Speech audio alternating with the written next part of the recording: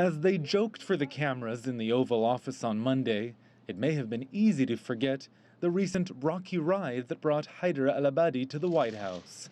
The Iraqi Prime Minister has not had a lot to smile about in response to Donald Trump, who as candidate for president said the U.S. should have kept Iraq's oil after the invasion to topple Saddam Hussein in 2003.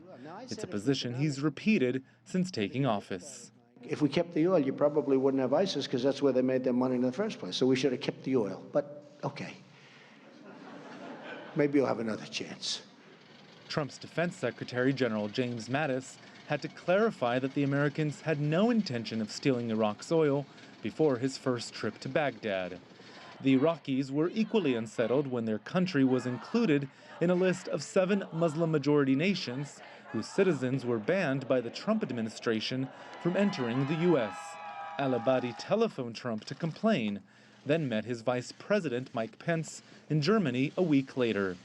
It was only after Iraqi officials explained to Rex Tillerson, the U.S. Secretary of State, exactly what information they were providing the Americans who were vetting Iraqi travelers that the U.S. agreed to not include Iraq in the revised version of the ban, smoothing things over ahead of Monday's visit. Our main thrust is we have to get rid of ISIS. We're going to get rid of ISIS. It will happen. It's happening right now. I can claim that today our security forces have become very strong. Our anti-terrorism forces are some of the strongest in the region, and we are proud of this. Al-Abadi said his troops were gaining ground in western Mosul, an ISIL stronghold, but said Iraqi success would require continued U.S. military and economic support. This was really an important meeting for both leaders. Haider Al-Abadi was pleased by Donald Trump's plans to boost defense spending by $54 billion, $3 billion of that earmarked towards the fight against ISIL.